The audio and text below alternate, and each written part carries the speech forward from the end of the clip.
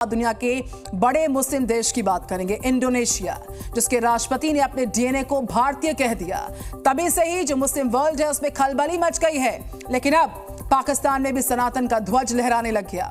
यकीन मानिए, महाकुंभ में पूरे पाकिस्तान की घर वापसी होने वाली। और ये दावा हमारा दावा नहीं है, बल्कि पाकिस्तान की आवाम का है, जो सनातन के महापर्व में शामिल होने के लिए संगम में आस्था की डुबकी लगाने के लिए बेचैन हुए पड़े हैं। जानते हैं, हर पाकिस्तानी मुस्लिम की बस एक ही ख्वाहिश है, सनातन की शरण में आने की ख्वाहिश। आखिर कैसे शहबाज के मुल्क से उठी सनातन की अलख? क्यों पाकिस्तानी मुसलमान योगी की रट लगाए बैठे हैं? पूरी खबर विस्तार से इस रिपोर्ट में। अब तक हिंदुस्तान के मुसलमानों को आपने घर वापसी करते देखा। अब तक ईसाई धर्म से जुड़े लोगों को फिर से हिंदू धर्म अपनाते देखा। मगर अब पूरा पाकिस्तान घर वापसी करेगा। पाकिस्तान के मौलवी, मौलाना या फिर आम मुसलमान ही नहीं, बल्कि पाकिस्तान में मौजूद तमाम जमातें भी सनातन की शरण में आएगी। धर्म तो दुनिया में एक ही है, वह है सनातन धर्म।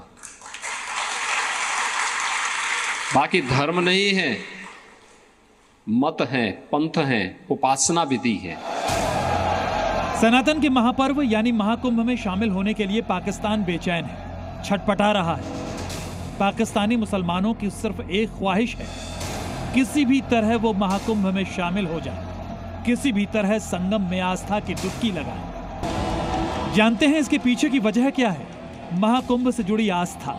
क्योंकि पाकिस्तानी मुसलमानों को यह भी पता है कि महाकुंभ के दौरान संगम से स्नान करने से मोक्ष की प्राप्ति होगी, सारे पाप धुल जाएंगे।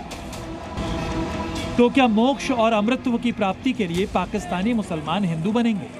क्या मजहब की बंदिशों को तोड़कर पाकिस्तानी सनातन को अपनाएंगे? क्योंकि जिस तरह महाकुंभ के दौरान पाकिस्तानी मुसलमान सनातन के प्रति अपनी आस्था जता रहे हैं, जिस तरह वो खुलकर सनातन का समर्थन कर रहे हैं, वो बेहद ही चौंकाने वाला है। एक मुस्लिम महिला का बयान कट्टरपंथियों को नश्तर की तरह चुप सकता है। पाकिस्तानी मौलवी, मौलाना भी इस महिला के बयान से जल भून सकते हैं। लेकिन कितनों की जुबान पर पाकिस्तान ताला लगाएगा? सच तो सामने आकर रहेगा, वो ये कि सनातन ही सत्य है, सनातन का स्वरूप विराट है। जो लोग सनातन धर्म पर बार बार प्रश्न खड़ा करते हैं, उनको मैं बोलना चाहता हूं, सनातन धर्म ने कभी किसी का अहित नहीं किया, सबको गले से लगाया। शायद यही वजह है कि पाकिस्तानी आवाम योगी का नाम जप रही है। महाकुंभ में शामिल होने के लिए, आस्था की डुबकी लगाने के लिए खुद को सनातन में समर्पित करने की गुहार लगा रही है, वो भी पाकिस्तान में बैठकर तमाम कट्टरपंथी मौलानाओं को चुनौती देते हुए। बेशक आज हर पाकिस्तानी मुसलमान महाकुंभ से महरूम है, वो चाहकर भी महाकुंभ में शामिल नहीं हो सकता, सनातन के विराट स्वरूप को देख नहीं सकता।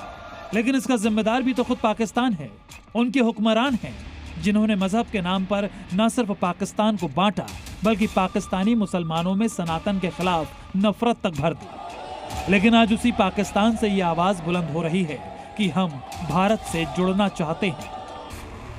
आपको बता दें कि हाल ही में इंडोनेशिया के राष्ट्रपति गणतंत्र दिवस के मौके पर भारत आए थे, मुख्य अतिथि के तौर पर। इंडोनेशियाई प्रेसिडेंट ने खुलेआम ये कबूल किया कि उनके डीएनए में भारत है। इंडोनेशिया एक मुस्लिम मुल्क है, लिहाजा इंडोनेशिया के राष्ट्रपति प्रबावो सुबियांतो के इस बयान के बाद मुस्लिम वर्ल्ड में खलबली मच गई। कई मुस्लिम देश भड़क गए। पाकिस्तान ने भी इस बयान पर आपत्ति जताई। लेकिन जानते हैं, जब पाकिस्तानियों से इस बारे में सवाल पूछा गया तो उन्होंने पाकिस्तान की कट्टरपंथी ब्रिगेड को आईना दिखा दिया। सुना आपने, पाकिस्तानियों के डीएनए में हिंदुइज्म है, और यही हिंदुइज्म पाकिस्तानी मुसलमानों को धीरे धीरे सनातन की तरफ खींच रहा है। हर पाकिस्तानी सनातन की शरण में आना चाहता है, सनातन को अपनाना चाहता है, वो भी जबरन या फिर लालच के जरिए नहीं, बल्कि अपनी मर्जी से। यकीनन महाकुंभ से बड़ा कोई आयोजन नहीं होता, क्योंकि संगम की रेती पर धर्म, आस्था और एकता का भी समागम होता है। और इसके पीछे की वजह है सनातन धर्म, जिसकी गूंज अब मुस्लिम देश पाकिस्तान में भी सुनाई दे रही है। ब्यूरो रिपोर्ट, जी मीडिया।